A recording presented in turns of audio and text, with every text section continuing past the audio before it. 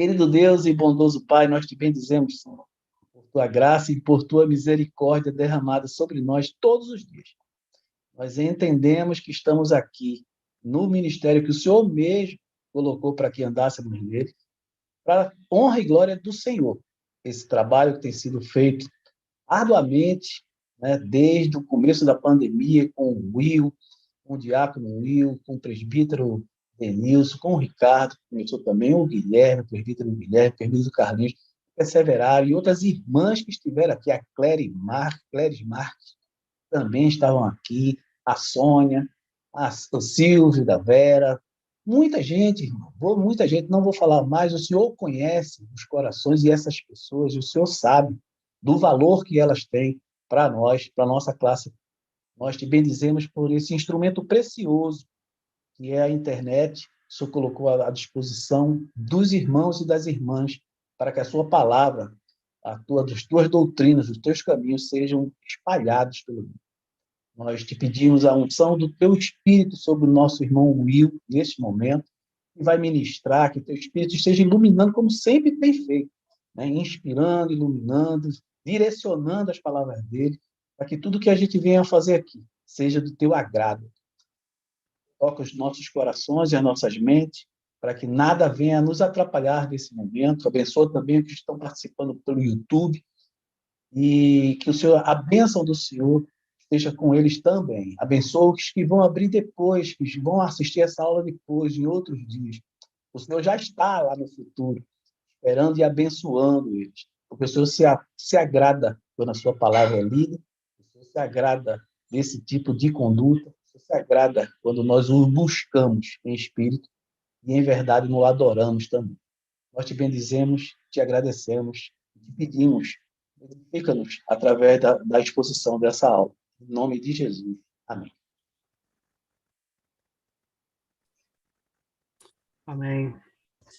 Vamos então, meus irmãos, para a aula de hoje. Nós vamos falar sobre o tríplice uso da lei. Né? Aula 18 do nosso terceiro caderno. Todos estão me ouvindo bem? Então, vamos lá então, gente.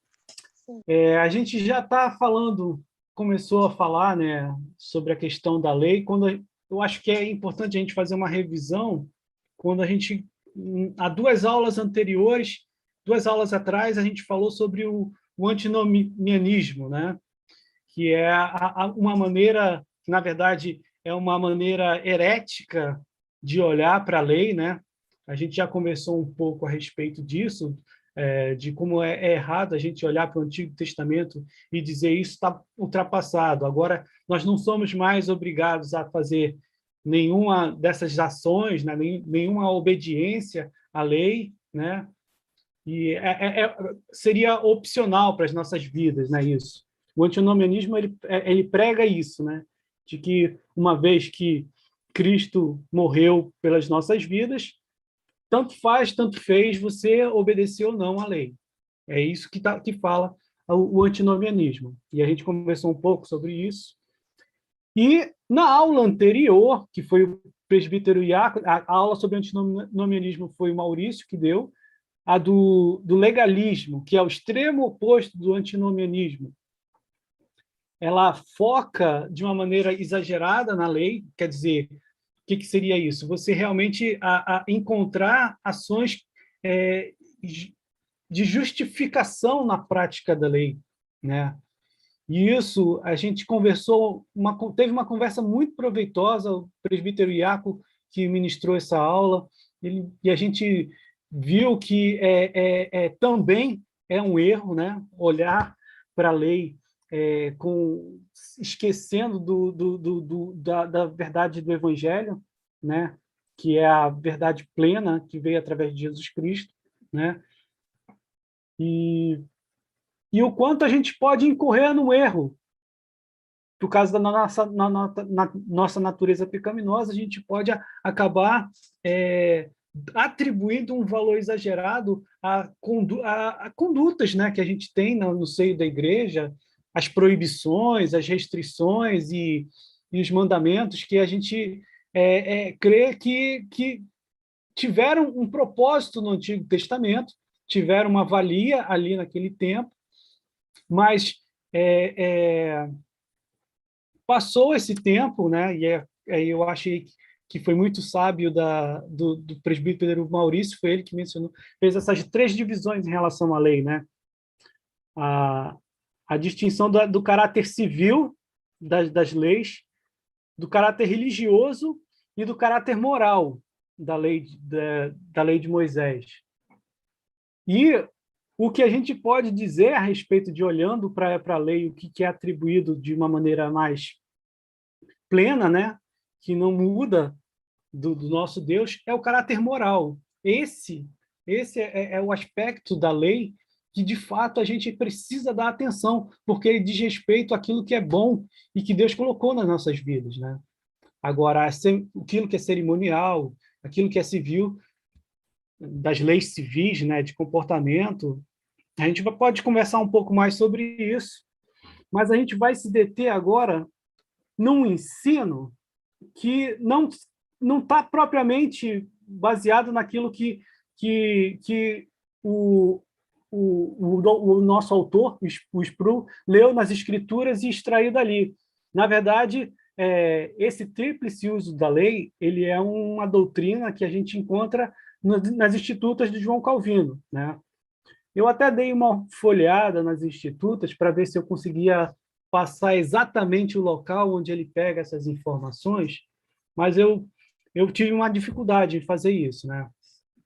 Então, basicamente, o caminho que eu posso dar, se alguém tiver interesse, depois, quem tiver umas Institutas em casa, está no livro 2, né? No capítulo que fala especificamente a respeito da lei de Deus, né? Se não me engano, é o 7. Eu vou depois dar essa informação melhor.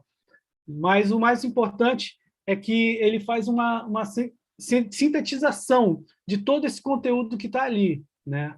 Eu até tive dificuldade de encontrar do jeito que a gente está vendo nesse título, tríplice uso da lei. Eu pesquisei e não encontrei. Mas é interessante. Tem a nossa vai muito, como é que eu vou dizer? Coroar aquilo que a gente já está falando. Muito importante a gente perceber a maneira como o crente hoje precisa olhar a lei, né? A lei de Moisés. Então, nós vamos começar aqui com um texto bíblico. Quem tiver Bíblia pode abrir também, mas eu tive o cuidado de copiar os textos, né? Até para ficar mais participativo. Eu vou ler esse primeiro salmo, e aí os posteriores eu vou convidar algumas pessoas para estarem lendo juntos, tá? Então, eu só coloquei o texto impresso aqui para facilitar. Diz assim no Salmo 19, a partir do versículo 7. A lei do Senhor é perfeita e restaura a alma. O testemunho do Senhor é fiel e dá sabedoria aos simples. Os preceitos do Senhor são retos e alegram o coração. O mandamento do Senhor é puro e ilumina os olhos. O temor do Senhor é límpido e permanece para sempre. Os juízos do Senhor são verdadeiros e todos igualmente justos. São mais desejáveis do que o ouro, mais do que o muito ouro depurado, e são mais doces do que o mel e o destilado dos favos. Além disso, por eles se admoesta o teu servo, e os guardar a grande recompensa. Em os guardar a grande recompensa. Só voltando aqui, eu fiz esses grifos, né, nessas palavras que estão em negrito. O salmista ele realmente enaltece a lei do Senhor nessas palavras, né? Perfeita, fiel. Os preceitos do Senhor são retos, os mandamentos do Senhor é puro, o temor do Senhor é límpido. Todos esses adjetivos onde colocam o caráter de santidade naquilo que é a vontade de Deus, né?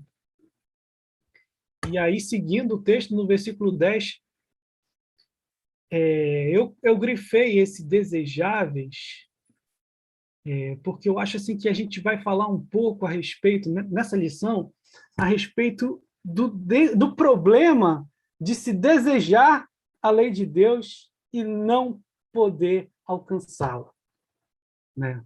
Isso daí eu acho que é uma das coisas mais importantes que a gente vai ler hoje, né? E realmente de fato, são mais desejáveis do que o ouro, mais do que muito ouro depurado, são mais doces do que o mel e o destilado de favos, mas isso não quer dizer que é só desejar. Então, a gente vai ter aí um trabalho de a gente ver como é que a gente vai lidar com essa lei que é tão difícil de pôr em prática, né? No Salmo 119, que é o salmo o salmo maior que tem na Bíblia, né? Na verdade, é o livro, é o capítulo que tem mais versículos, né, na Bíblia. Mas aí eu selecionei só esse trecho aqui, porque o assunto principal do Salmo 119 é a lei de Deus. Então, do início ao fim de todos os 170 e poucos versículos, ele está enaltecendo a lei de Deus. E diz assim, a partir do versículo 9: de que maneira poderá o jovem guardar puro o seu caminho? Observando segundo a tua palavra. Eu ia começar a ler, mas eu lembrei que eu ia fazer uma leitura compartilhada. Eu vou pedir, deixa eu ver aqui quem está... Meu irmão Denilson, você pode ler esse Salmo 119? Sim, Will. Vamos lá. De que maneira poderá o jovem guardar puro o seu caminho, observando-o segundo a tua palavra? De todo o coração te busquei, não me deixes fugir aos teus mandamentos. Guardo no coração as tuas palavras, para não pecar contra ti. Bendito és tu, Senhor, ensina-me os teus preceitos.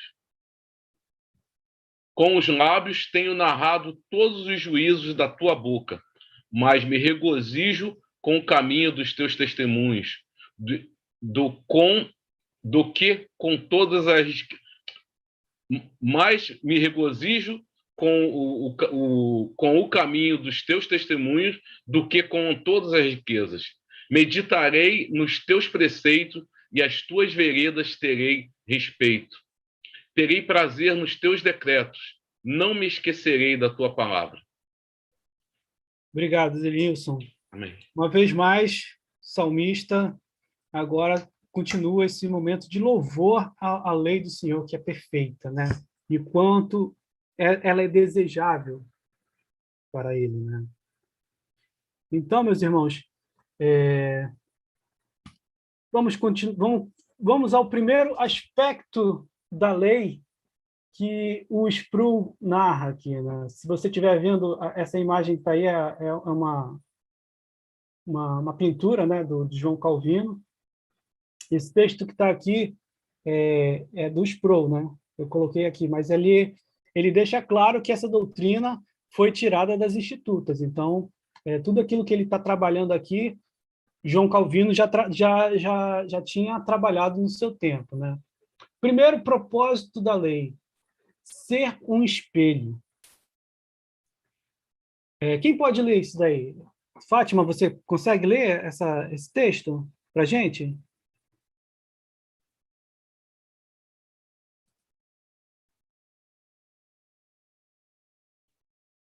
Parece que ela estava congelada. Está aparecendo. Tá travando. Consegui. Está voltando. Voltou. Estamos te ouvindo. A lei de Deus reflete a perfeita justiça dele. A lei nos diz muito sobre quem é Deus. Talvez o mais importante seja que a lei revela a pecaminosidade humana.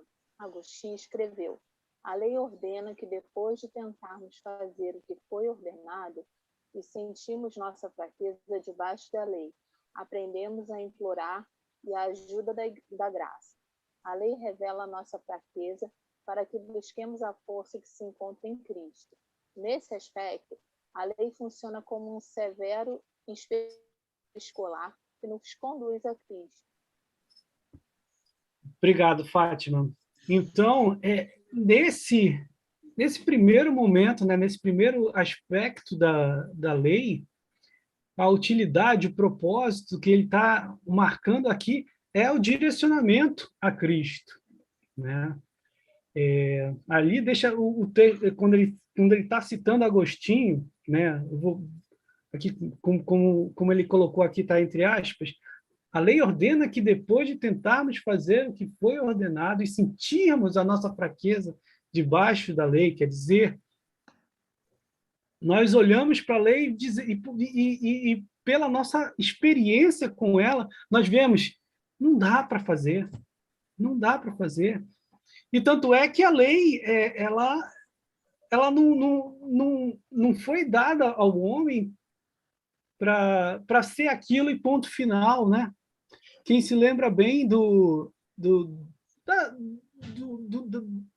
conjunto de leis e de práticas de adoração a Deus, vai se lembrar do rito que é um dos mais importantes, né? Que é o ofício do sacerdote, de oferecer um cordeiro pela vida do povo, né? Que tivesse cometido algum pecado que não tivesse observado, tivesse distraído, né? Que não tinha intenção de não praticar, de não observar. E aí o sacrifício do cordeiro, dos animais, né? Não só do cordeiro, de todos os tipos de animais que eram oferecidos ali, serviam para apontar o sacrifício perfeito que viria na plenitude dos tempos, que é o sacrifício de Jesus Cristo. E é por isso que ele diz: aprendamos a implorar a ajuda da graça. Quer dizer, o Agostinho já está... um dos aspectos que é muito interessante em relação à reforma é a quantidade de leituras que eles estão fazendo de um dos pais da igreja, né? Que é o Agostinho, que tanto produziu textos, e aí você vê na reforma esse resgate de textos tão preciosos que já apontam a questão da graça, que já apontam para trabalhar, né?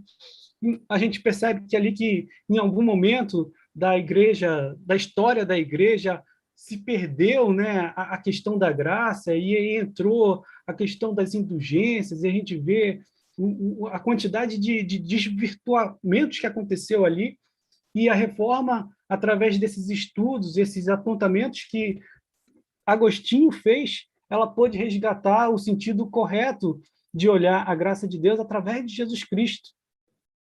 E aí eu posso dizer que esse é o aspecto mais importante que a gente precisa dar para a lei, que é o fato de ela obrigatoriamente mostrar ao homem que é Jesus, somente Jesus que vai cumprir toda a lei, né? E a gente vai ler alguns textos bíblicos que amparam essa doutrina, né? Esse aspecto do uso da lei. Mas está todo mundo acompanhando direitinho? Alguém tem alguma pergunta? Vamos continuar aqui então, tá? Se alguém quiser fazer o uso da mãozinha, fique à vontade, tá? Ou quiser interromper também, não tem problema. Will, eu só quero registrar que lá no YouTube a gente tem a minha mãe, como sempre, a Irene Aquina, a Rosinha também, como sempre, a turma do YouTube, né? A minha esposa, a Lina, e a Neila, que não nos deu o prazer de vê-la hoje aqui, ela está no YouTube também. Já dei as boas-vindas a elas, estão lá. Tem 5, 6 pessoas lá no YouTube, 6 irmãos e irmãs que também estão acompanhando a aula. Sejam bem-vindas à nossa aula, todos vocês, e tenham um bom proveito. Na medida do possível, a gente vai tentar ver se alguém estiver participando com alguma pergunta ali. É um pouco mais delicado, porque a gente tem que olhar aqui e lá. Mas a gente vai tentar, pode tentar. Se alguém quiser fazer, se alguém estiver no YouTube e quiser fazer uma pergunta, fique à vontade. A gente vai tentar ler, tá? Vamos lá, vamos voltar aqui para os slides. Obrigado, Ranilton, obrigado. Agora vamos ao texto bíblico. Eu vou pedir para mais uma pessoa ler para a gente. Esse texto aqui é um pouquinho longo. Eu vou pedir... O Ranilton já... Ranilton, você mesmo pode ler? Você mesmo pode ler esse Romanos 7? Eu estou vendo que o César estava com vontade de ler. É contigo, César. Vou passar a bola, se ele puder, se ele puder. Ranilton, é com você mesmo. Pode puxar aí, depois. Então, vou ler. Quer que eu leia? Pode ler, Ranilton.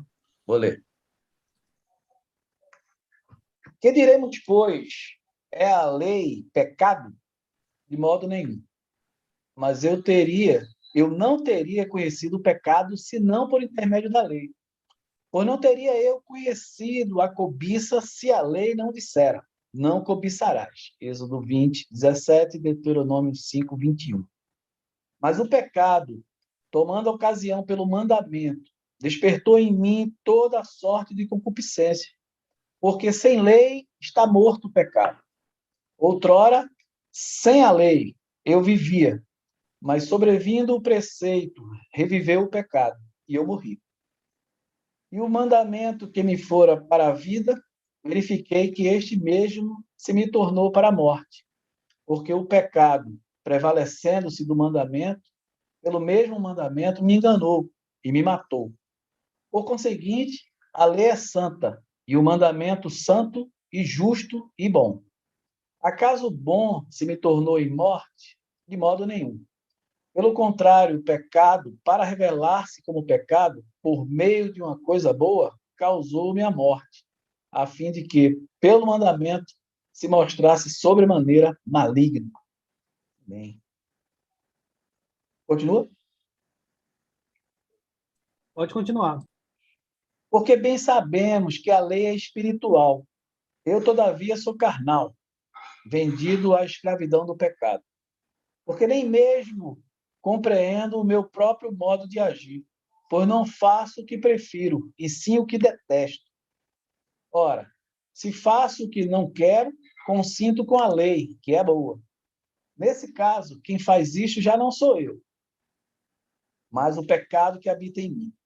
Porque eu sei que em mim, isto é, na minha carne, não habita bem nenhum, pois o querer o bem está em mim, não porém o efetuá-lo. Porque não faço o bem que prefiro, mas o mal que não quero, esse faço. Mas se eu faço o que não quero, já não sou eu quem o faz, e sim o pecado que habita em mim. Então, ao querer fazer o bem, encontro a lei de que o mal reside em mim.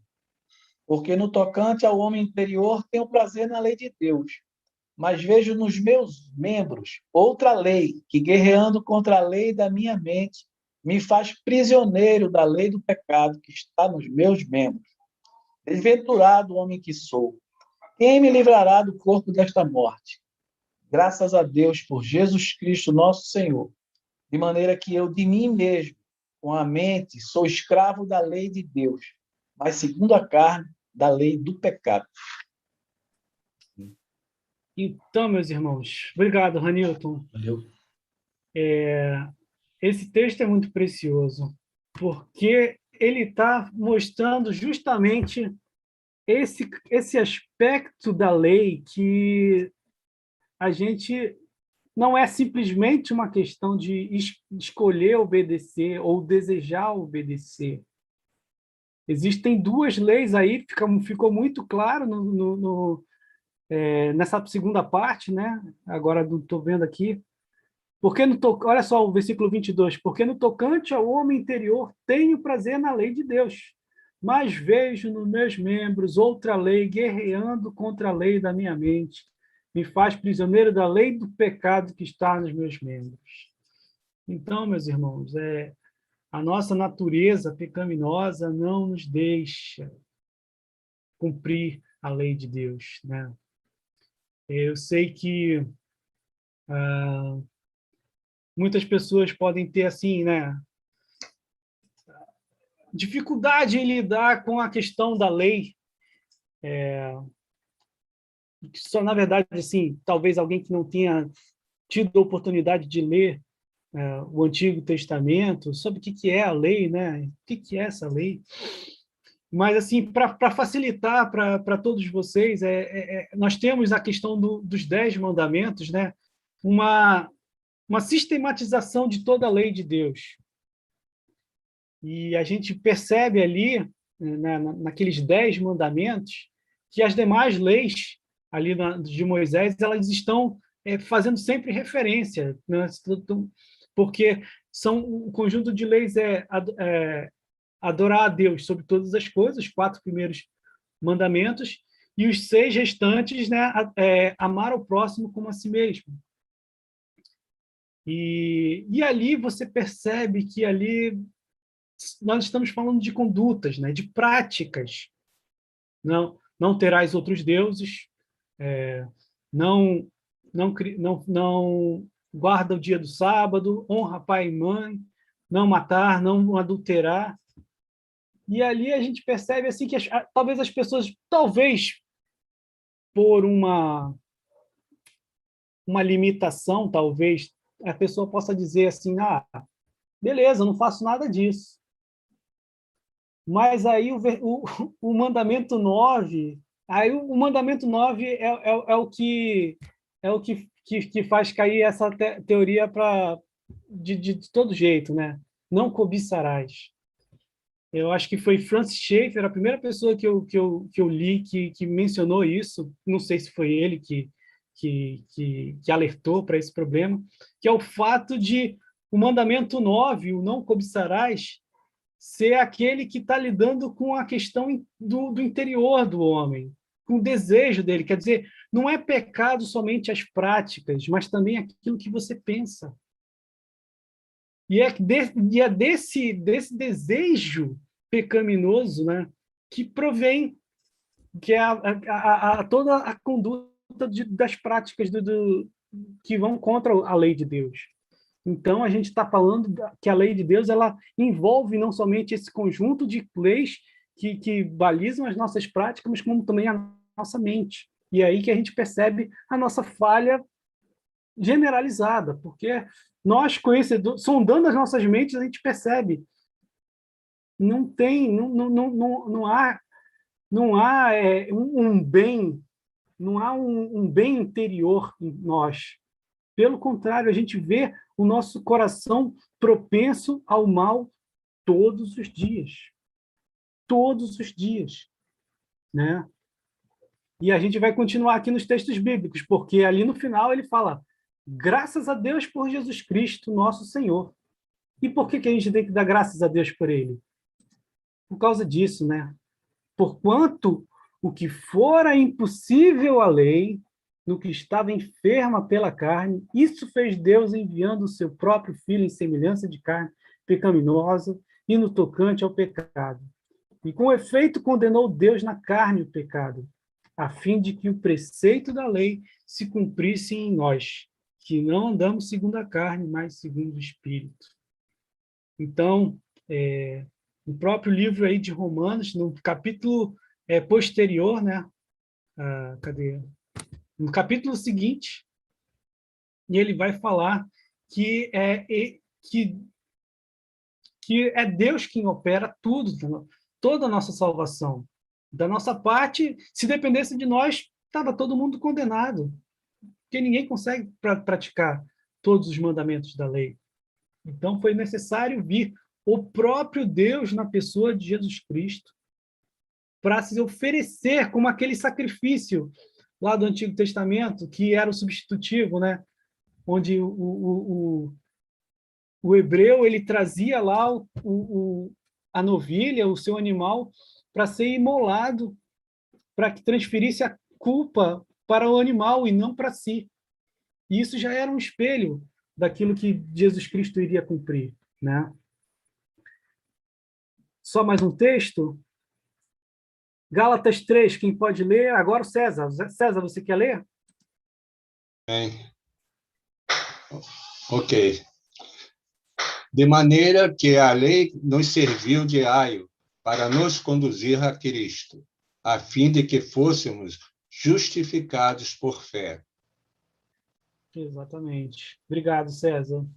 Então, a gente, com esse texto, a gente conclui essa primeira parte, que é o propósito da lei ser um espelho daquilo que ainda viria, né?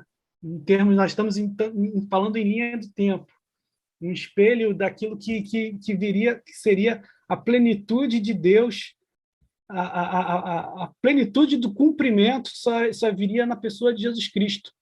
E a nossa justificação não está atribuída à prática, mas à fé nesse Cristo que cumpriu a lei, né? Que cumpriu a lei e ofereceu a sua vida por nós. Ficou claro até aqui, meus irmãos? Alguém tem alguma dúvida, alguma colocação? Não, você pode falar, pode falar, Denilson, já falei muito. Não, pode falar, Nilson. É sempre bom te ouvir. Já falei muito, já li muito, já ri muito. Estou aqui interagindo com o pessoal no YouTube. Eu tenho que aprender a ficar Beleza. calado. Estou brincando.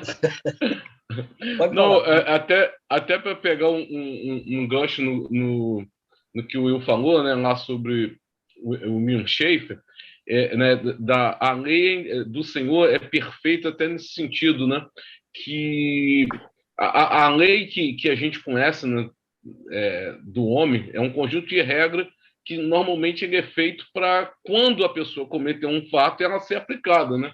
Tem a sanção para lei, para que seja imposta. Mas a lei do Senhor é interessante que ela sonda o coração, ela dá um passo anterior, né? Ela não quer, o Senhor não quer que você seja sancionado por essa lei, né? Então, a questão de sondar, né, a mente, né, o Paulo fala de ser escravo pela mente, né, da lei do Senhor, é que é algo que eu conhecendo, né, eu conhecendo essa lei, conhecendo a vontade de Deus através dessa lei, eu vou me sentir, né, na obrigação de não cometer o erro, por mais que haja essa batalha travada o tempo todo, né? Entre carne, né? Entre o nosso ser, Paulo fala entre os seus membros, né? Entre aquilo que ele tem ação, né? Com a lei do Senhor, mas ela nos permite, né? Que nós sondemos, né, o nosso interior para que a gente não venha cair, né? E isso que é a grande diferença num conhecimento puramente intelectual, né, da lei de Deus com conhecimento, né, de amor, né? Aquele que ama a Cristo, né, acho que vai vir mais à frente, ele cumpre as leis do Senhor, não só por sanção ou medo de algo, de uma punição, mas por amor, conhecer, né, o autor da lei. A Fátima está com a mão levantada. Então, quando o Hamilton estava lendo, eu fui me lembrando daquela angústia que Lutero estava sentindo, né? Ele chegou num momento que ele ficava, acho que nessa crise poxa, já estou aqui dentro, eu oro o tempo todo, eu faço isso, eu faço aquilo, e mesmo assim eu estou pecando, né? Me lembrou muito aquela angústia que ele tinha assim, nesses textos que a gente leu do Romanos 7. Quando eu estava lendo, Fátima, eu estava lendo e faço minhas palavras do apóstolo Paulo. Aquilo sou eu mesmo, né? E assim, esse texto é mais pesado ainda, ele quebra qualquer soberba, qualquer arrogância da nossa parte, qualquer meritocracia que a gente tenha na mente, porque alguém que dos 27 livros do Novo Testamento escreveu 13, né? Toda a doutrina, né? Está embasada nos escritos desse cara. Esse cara está sofrendo isso. Imagina eu. Né? Ele está sofrendo isso, ele está passando por essa luta, né? Ele tá entendendo que a carne, né, milita contra o Espírito de Deus que está dentro de nós todo dia. E essa é uma batalha diária, irmão. Não sei se vocês concordam, mas é diária. O milagre de hoje não serve para amanhã. Não é pela ineficiência, pela incapacidade de Deus de fazer algo em mim. É por minha natureza carnal, porque amanhã começa tudo de novo, zerou. Né? Passa uma semana sem orar, passa uma semana sem ir na igreja, passa uma semana sem ler a Bíblia. É isso, irmão. É disso que ele está falando. Né? A gente tem que se alimentar, né? se equipar, se estruturar, se preparar, porque é uma guerra mesmo. Né? É uma guerra literalmente. Vai. Eu acho que tem alguém com a televisão ligada. Né? Eu desativei. É a Ana. Eu desativei o microfone para lembrar uma coisa. Pode falar, Jesus sempre que curava alguém, como sempre fazia, ele usava uma expressão: vá e não peques mais. Ele estava dizendo, vá e cumpra a lei. Então, quando ele usava essa expressão, ele estava dizendo para aquela mulher pecadora, para aquele cego que foi curado, para aquele aleijado, para aquela, vá e não peques mais. Então, ele estava dizendo diretamente isso, cumpra a lei. Obrigado. Valeu, Carlinhos. Amém. Então, meus irmãos, deixa eu ver aqui. César queria falar? Sim, sim. César queria falar. Então, ali nesse texto de Gálatas, é bem importante ali, né? Que a gente vê que a lei nos serviu de aio, né? A palavra aqui está bem colocada, porque o aio, no sentido de ser aquela pessoa que conduz a criança, né? Que cuida da criança, né? Então, ali nós estamos sendo conduzidos, né? Como criança. Que mais lá na... Bem pontuado, César. Bem pontuado. Você me lembrou, porque eu intencionei falar sobre isso, mas esqueci. Verdade. Não, é bem interessante, né? Ver como é que um assunto conduz, a gente vai, né, crescendo, né? Louvado seja o nome do Senhor. Então, aí nos conduz a Cristo, esse aio, né? A fim de que fôssemos justificados por fé. Esse sentido aqui, eu vejo assim como esse fosse justificado por fé, através do próprio Evangelho de Jesus Cristo, né? Aqui justificados por fé. Então, a fé em Jesus, né? Então, é bem interessante também a gente estar aqui nesse estudo. Quando a gente começa, a gente não vê a profundidade que isso nos leva, né? O que você falou lá no início. A gente vem, quando a gente não se aprofunda, quer dizer, nesse momento nós estamos se aprofundando a cada dia, né? Na graça e no conhecimento. Mas é importante a gente ver que é uma sabedoria que não tem como a gente, né? Que sutilmente ele vai assim, tanto nos conduzindo, que a gente vê, não, como isso vai levar até onde isso nos leva a Jesus. Mas é de uma clareza, né? Sutilmente a gente vai vendo, vai crescendo isso, né? À medida que a gente vai desvendando todas as escrituras. Nesse Antigo Testamento, e a verdade, a gente tem que ser falada, né? Quando a gente ainda é criança, a gente vê como esse Antigo Testamento é complicado, né? Isso aí não só isso é geral mesmo, né? Verdade? Eu não entendo se você chegar hoje na igreja e fazer algumas perguntas, não é para, né, nem em termos teológicos, mas a pessoa vai no Antigo Testamento, a pessoa vai dar uma quebrada ali para não, né? Porque na verdade ele deveria despender atenção e profundidade no estudo, né? Porque ali é como você puxar um fio de um carretel de um fio muito delicado, né? Que nem aquelas rendas, né? E você vai puxando porque vai vendo porque a riqueza que ali está e aonde vai nos conduzir, para onde vai nos conduzir, né? Isso então, aí. né, muito, eu realmente eu estou assim, fico assim meditando quando a gente eu estou comparecendo aqui nas reuniões, né, que esse estudo, e vejo como é importante, né, a gente ver, né, quando a gente se detém em um texto e você vai vendo a riqueza que Deus colocou para nós, porque tudo que Deus nos dá, tudo é bom, é perfeito e também é agradável. E transcende. Agora, se a pessoa não quiser um desejo, é o desejo que, através dessa leitura, como diz ali no Salmo 119, desvenda, Senhor, para que meus olhos possam ver a verdade da sua lei, né? Aquilo que muitas vezes passa despercebido porque nós não nos aprofundamos, né? Então, esse aprofundamento é a obra que o Espírito Santo, você tem que estar claro, é uma luta que nós vamos ter, mas isso não, Deus não colocou isso à toa, né? Isso não veio, isso veio com a sabedoria que Deus nos deu. Isso. Na verdade, esse é um movimento, né? Na verdade, olhando, né? Você falou muito bem, olhando para o Antigo Testamento, nós acabamos ficando um pouco confusos com a história ali narrada, né? Nós temos ali um problema, porque a lei está ali e você vê o povo o tempo todo não cumprindo a lei.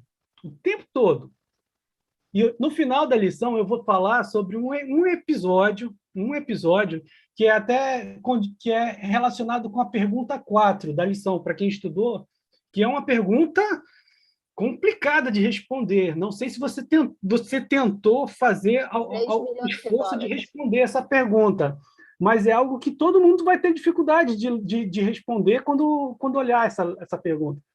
E eu vou tentar fazer uma resposta aqui, mas vamos caminhando. Esse primeiro contato que a gente tem do uso da lei, ele diz respeito a apontar a Cristo. Acho que isso ficou muito claro. E o Carlinhos, no posicionamento que ele fez sobre Jesus, né? Vai, não peques mais, ele já antecipou um outro aspecto que a gente vai falar, já que a gente vai tentar usar como ponte para tentar resolver essa pergunta difícil. Mas até aqui todo mundo entendeu a questão do direcionamento a Cristo? Beleza. Desculpa, então. eu não queria atrapalhar tanto. Nada, não atrapalhou não, meu irmão. Você nunca atrapalha, que isso? Você só colabora. Carlinhos deu cola, é cola que deu. Vamos lá, próximos slides. Segundo propósito da lei. Esse daqui eu vou falar bem rápido, porque eu acho que ele é muito claro para as nossas vidas, né?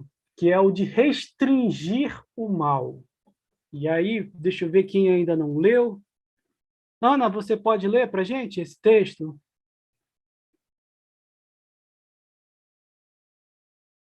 Acho que ela não está aqui, né?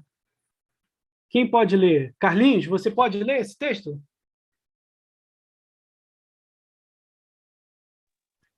Posso? Beleza. A lei em si, por si mesmo, não pode mudar o coração humano.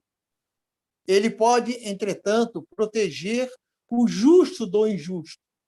Calvino diz que, por meio das suas temíveis ameaças e o consequente medo da punição, a lei restringe aqueles que, se não foram forçados, não levam em conta a retidão e a justiça. A lei permite que haja o mínimo de justiça na terra, até que o juízo final se concretize. Obrigado, Carlinhos. Então, está muito claro essa questão do aspecto da lei como proteger o justo do injusto, não é?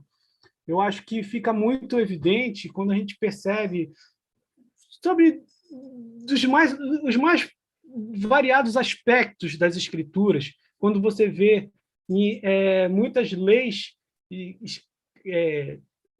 isso aí destituindo a questão daquilo que era religioso, né, na lei, aquilo que era voltado para a vida civil, né? E quando você via, por exemplo, as leis que protegiam a propriedade privada, né? Aquilo que era que pertencia, as terras que pertenciam a um judeu e outra pessoa não podia tomar posse daquilo, que havia o problema, não podia furtar, né? Então fica muito claro que essas leis elas têm a intenção de trazer uma norma boa de convívio entre as pessoas, né? E nesse segundo aspecto, né, a gente pensando mais nos dias de hoje, a gente percebe a utilidade da lei, inclusive para aqueles que não creem que a lei foi dada por Deus, né?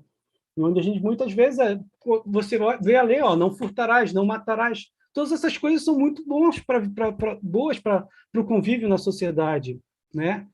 E essa questão de proteger o justo do injusto, ela deveria ser a norma para os nossos dias, mas a gente vive num país aliás, num mundo tão cheio de pecado que a gente está acostumado a ver as deficiências do que as virtudes, né?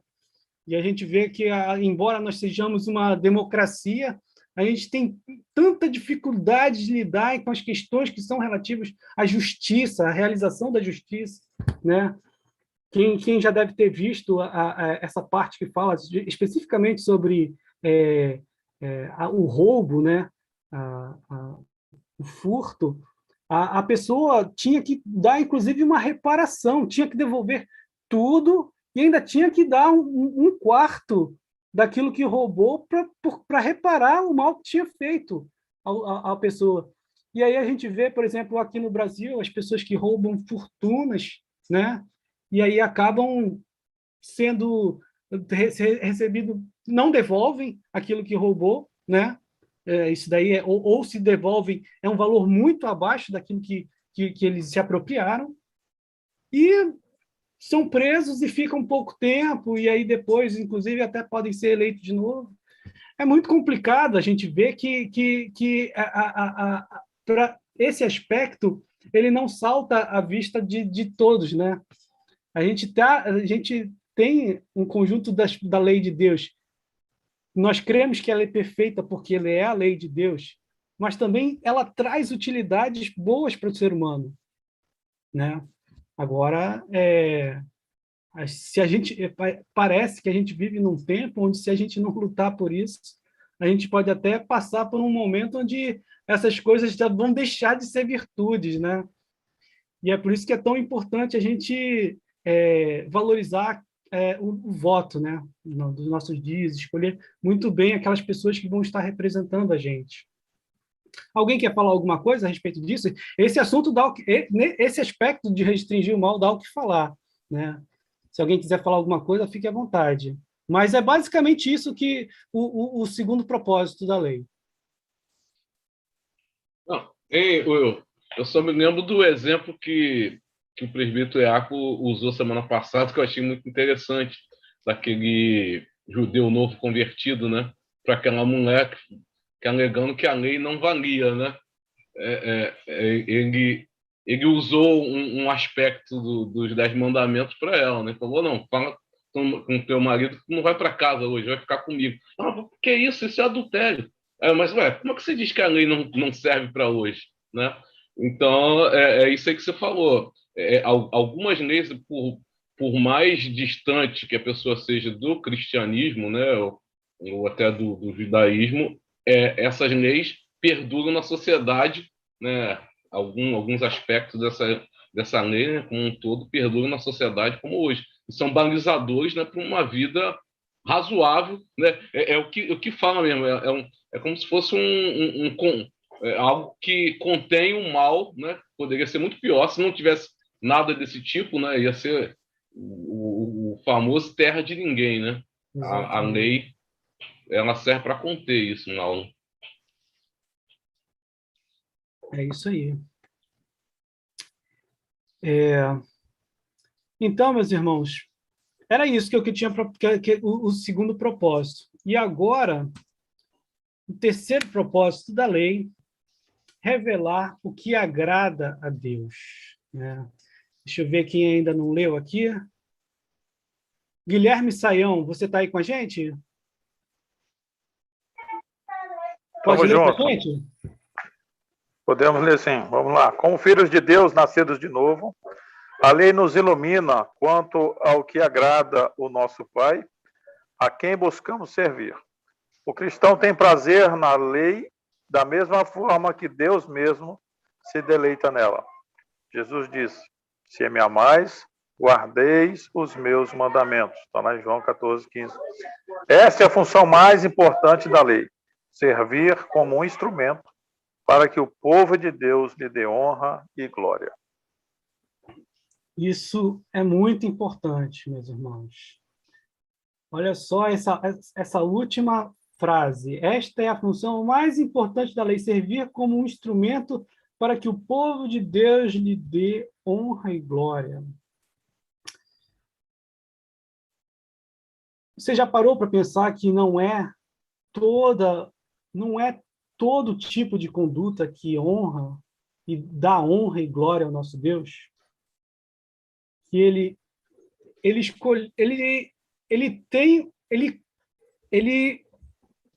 através da lei, ele se mostra a sua personalidade para o seu povo, mas não somente isso, ele não está falando apenas jogando um conjunto de leis só para restringir a vida das pessoas.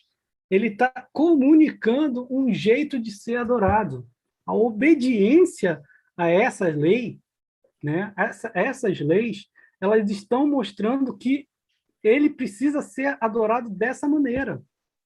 Então, a gente, mais uma vez falando, o homem não tem como cumprir toda a lei. O homem é pecador. Quem cumpre ela para o homem é Cristo.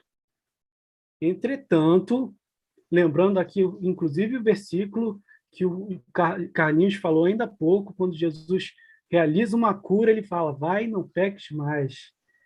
Aí, depois de contemplarmos a grandeza de Jesus Cristo e daquilo que ele realmente faz pelas nossas vidas, ele salva as nossas almas do inferno, a gente pode olhar para a lei e num processo inverso, né? Porque a gente está olhando, ele cumpriu, eu posso descansar em Cristo, mas eu também posso buscar santificação nessas condutas, né? Eu não tenho que me privar delas, pelo contrário, essa é a maneira como Deus quer ser adorado.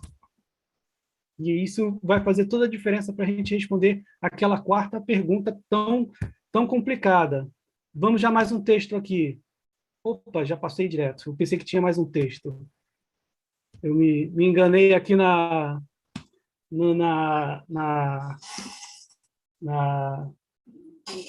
organização dos slides. Mas, sem mais demoras, vamos à pergunta complicada. A pergunta é essa que está escrita aí. Eu ia ler na revista, mas eu transcrevi. Que lição podemos tirar da seriedade com que Deus tratava as pessoas com morte, muitas vezes, pelo simples fato de tocarem as coisas que eram sagradas, né? Aí eu vou contextualizar vocês um pouco a respeito dessas imagens que vocês estão vendo, né? Dessa imagem, melhor dizendo. Vocês estão vendo ali no fundo, em destaque, a Arca de Deus sendo carregada por 2 bois, né?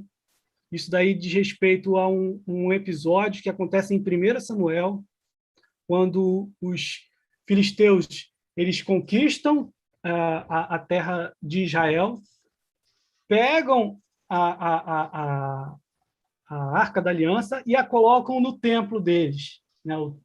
O templo do deus Dagon, que é o deus que eles adoram. E aí Deus derrama uma praga na vida dos filisteus, e os filisteus ficam desesperados tentando resolver. E como é que a gente vai fazer?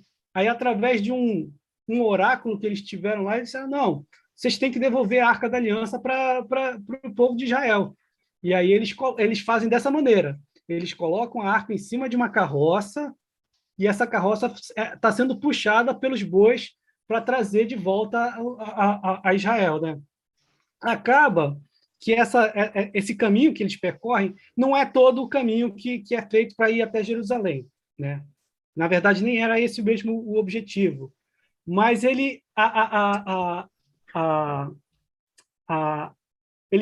Israel tem a Arca da Aliança de volta para sua nação, e ela fica numa cidade. Muitos anos depois, Davi conquista Jerusalém, né? A cidade de Sião passa a ser a cidade de Davi, e aí ele quer trazer a Arca da Aliança para Jerusalém. E aí, o que acontece? Ele, na verdade, ali você tem ali um retorno as condutas de adoração a Deus, mas acontece um deslize. Por quê?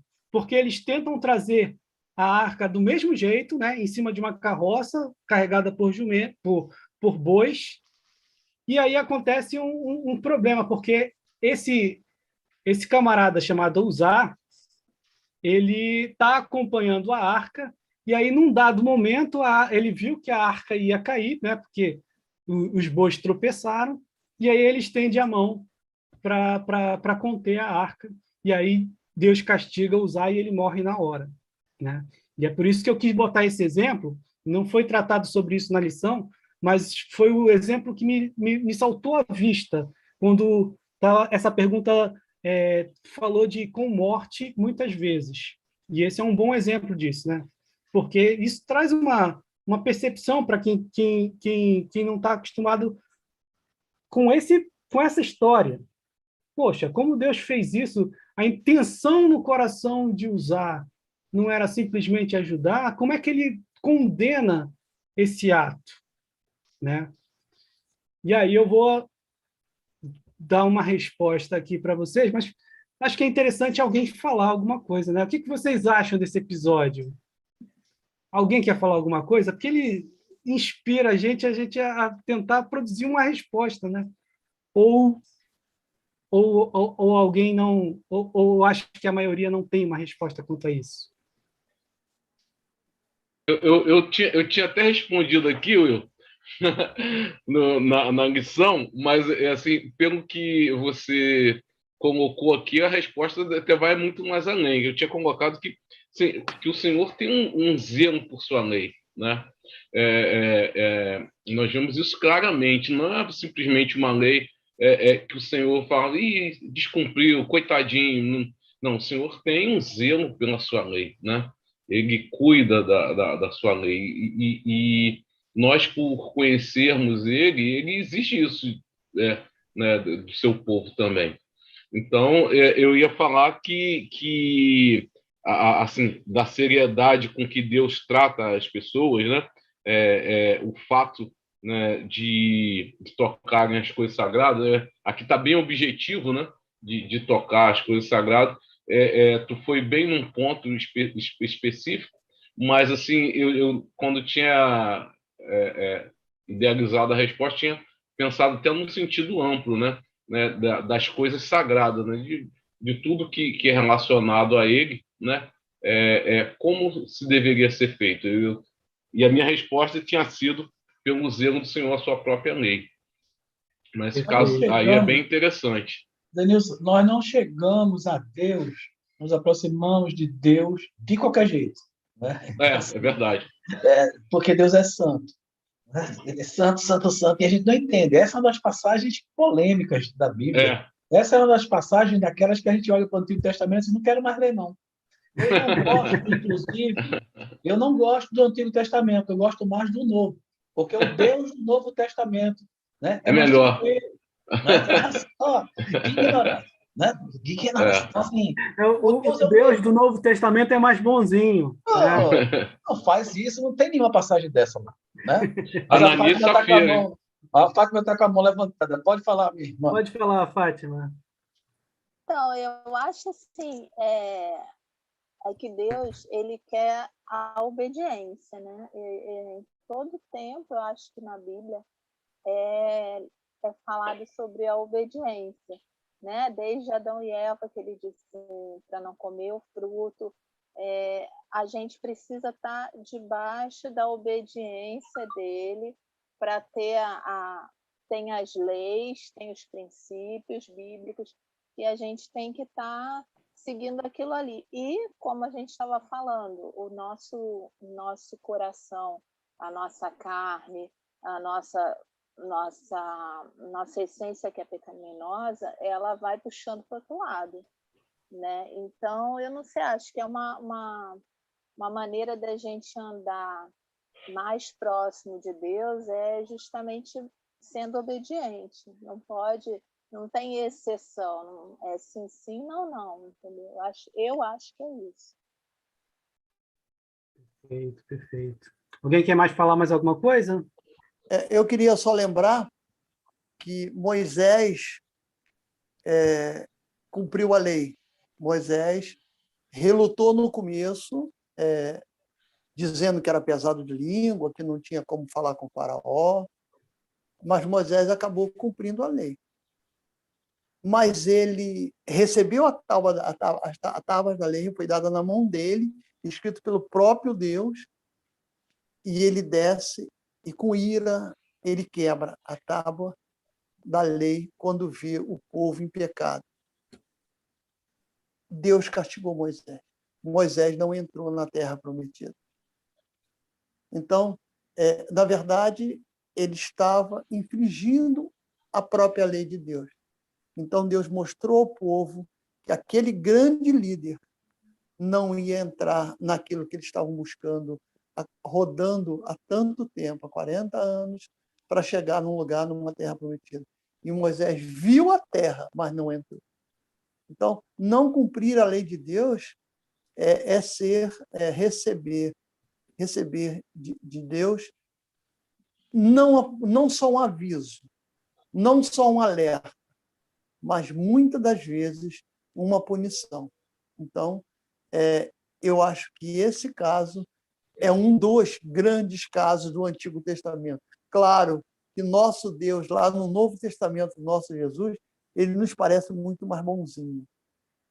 Os leprosos foram, os 10 foram curados e só um volta. O que será que aconteceu com os outros 9? Será que continuaram leprosos ou ficaram curados definitivamente? São incógnitas, mas quebraram a lei de Deus. Só para lembrar, só vou botar uma pimenta aí na tua pergunta. Aí. Eu acho assim, Carlinhos, talvez, eu não sei se eu usaria o mesmo adjetivo que você, o mesmo verbo que você colocou em relação a Moisés, em relação ao fato de ele ter cumprido a lei, né? Porque o que acontece? Moisés é a figura mais importante no Antigo Testamento. Isso a gente não pode ter dúvida disso, né?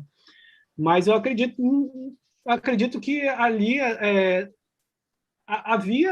não havia ali um homem plenamente perfeito, mas obviamente havia ali uma liderança e uma representação que era um tipo de Cristo, né? Que a gente pode dizer assim, algo que se assemelhava, né?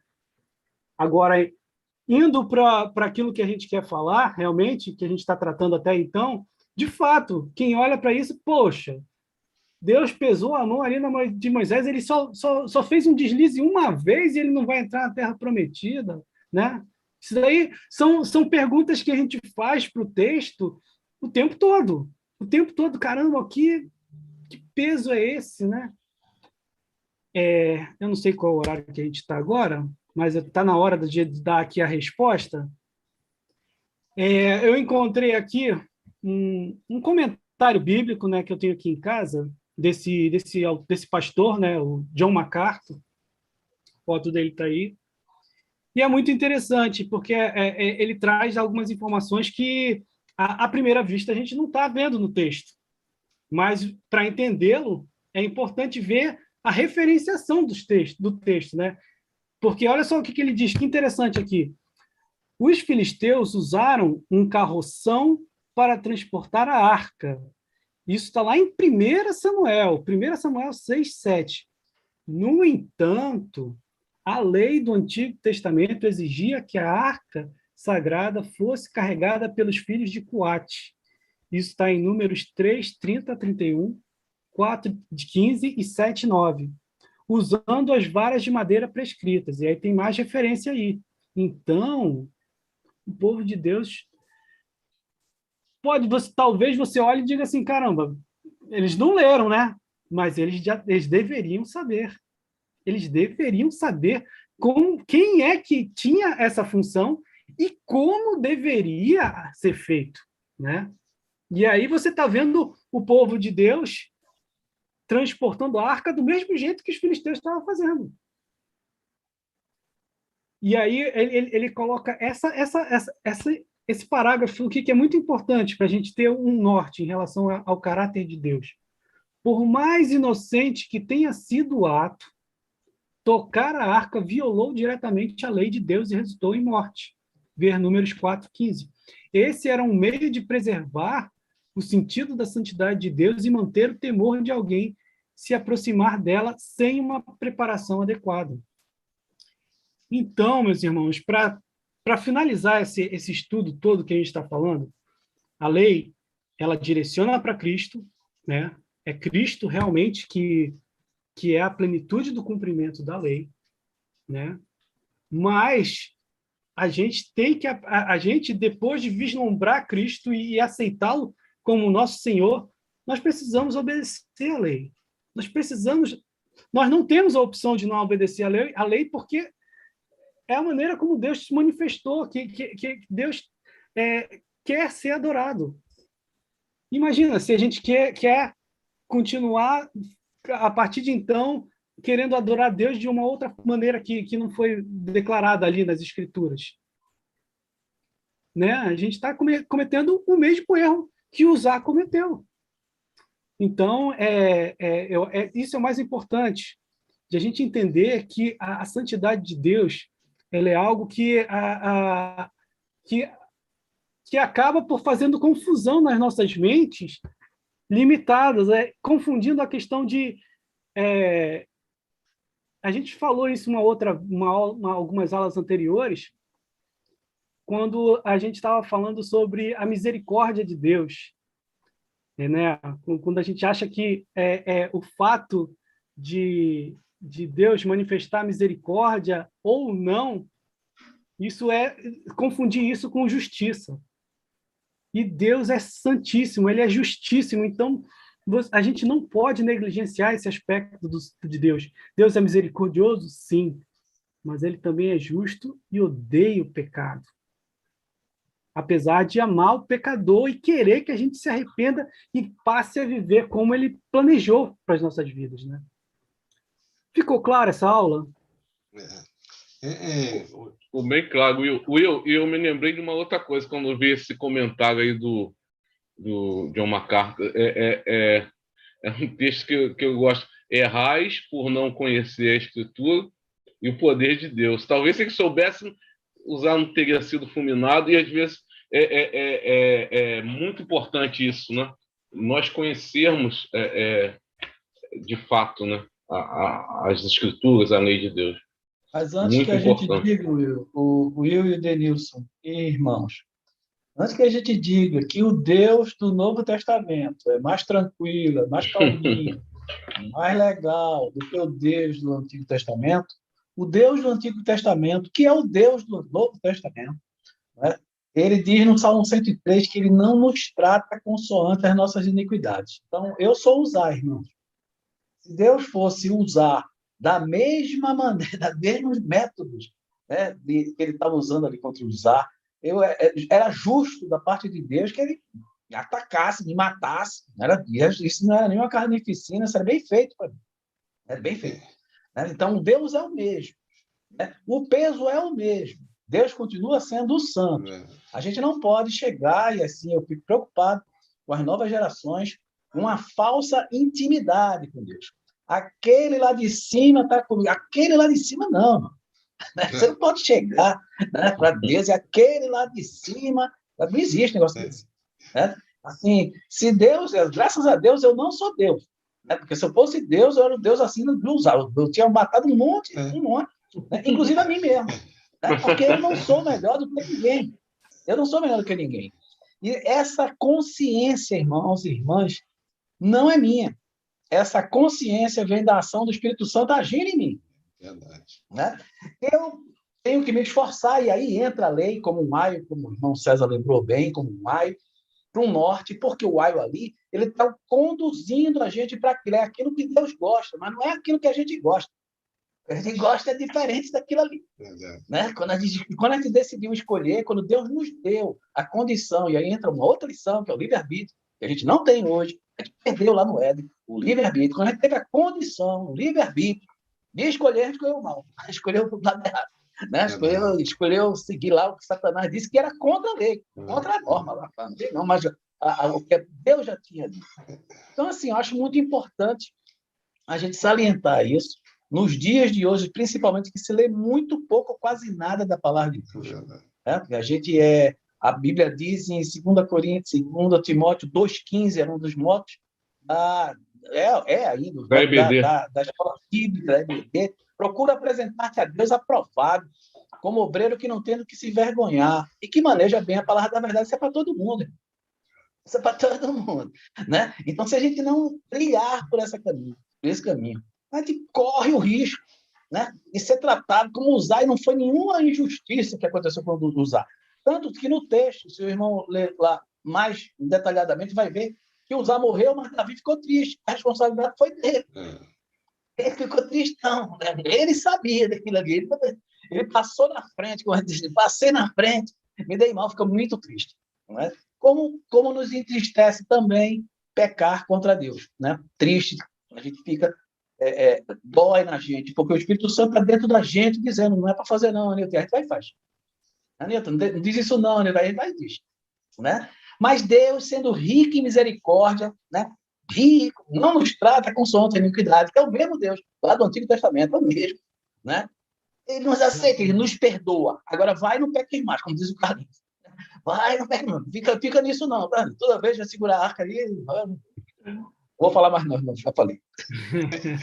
Ioiô, interessante também, né? O Ranil está falando aí, se ele fosse Deus, ele ia mandar muita gente, né? Então, ali no Samuel, naquele primeiro Samuel também, tem aquela passagem da arca, em que o povo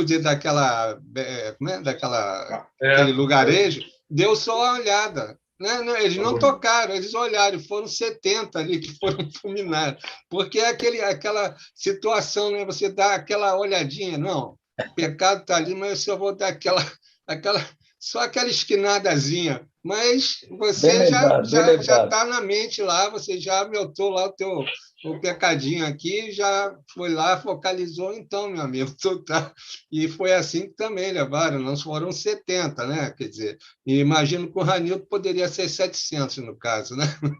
Ou mais. Meus irmãos, agradeço a presença de todos, essa aula foi, mais uma vez, eu repito o que eu falei no início da aula, para mim é um privilégio muito grande preparar essa aula e ver que ela, primeiramente, é para mim, né? E é bom saber que as pessoas estão... Eu estou no mesmo barco que todos nós, né? Não tem ninguém maior do que outros aqui. E, assim, muito bom conhecer esse Deus e, claro, ver a seriedade que a gente precisa segui-lo, né? A seriedade que a gente precisa conhecê-lo, adorá-lo da maneira que ele requer, mas sabemos que ele, Deus, é um misericordioso. Esse Deus que fez isso com Uzá, que é o mesmo Deus que a gente serve, ele é o mesmo Deus que requereu a morte de Cristo. Muitas vezes a gente entende assim, poxa, como é que pode, né? Um Deus que tinha que de fato amou o mundo, que se entregou pela gente, mas não poupou Jesus Cristo, né? Na verdade, acontece aí o sacrifício pleno, aquilo que realmente vai redimir as nossas vidas. E a gente pode, com esse novo olhar a respeito daquilo que o próprio Deus fez nas nossas vidas, tentarmos obedecê-lo o máximo que a gente puder. Isso é andar em santidade de vida, né? Na certeza de que, ao final dessa caminhada, nós vamos fazer uma porcentagem absurdamente mínima daquilo que Jesus fez, para não dizer insignificante. Mas por amor desse Deus precioso, que entregou o seu próprio Filho, a gente pode estar falando aqui sobre ele e dizendo que ele, de fato, é esse todo amor que a gente tem testemunhado, né? E glória a Deus por isso, e que a gente possa estar cada vez mais caminhando e apoiando-nos uns aos outros em obediência à vontade desse Deus tão amoroso, né? Amém. Quero orar com vocês para terminarmos essa aula. Pai querido, nós te agradecemos, Pai, por esse ensino precioso. Muito obrigado, Senhor, porque Tu és um Deus que realmente manifestou o teu amor, Senhor, a tua graça desde lá do início, Senhor. Desde o início, Pai, quando tudo parecia que estava perdido, Senhor. Quando tudo parecia que estava perdido, tu prometeste, Pai, que a vitória sobre a cabeça da serpente iria acontecer, Senhor, na plenitude dos tempos, na pessoa do teu Filho, Senhor, que veio, Pai, para nos salvar. Louvamos o teu nome, Senhor, pela bênção, Pai, de podermos testemunhar isso, Senhor. E pela certeza, Pai amado, pela ressurreição do teu Filho, Pai, de que tu aceitaste o sacrifício e que nós podemos, Pai, de fato, termos uma vida renovada, Senhor, por causa disso, Senhor. Ajuda-nos, Senhor, na nossa fraqueza, ajuda-nos a obedecer-te mais, Senhor. Ajuda-nos a vencer o nosso pecado diariamente, Senhor. Ajuda. É o que nós te clamamos, Senhor. Nós somos imperfeitos, sim. Mas muito obrigado, Senhor, porque tu és um Deus misericordioso. Amém. Tu és um Deus, Pai, que realmente abençoa-nos muito mais, Pai.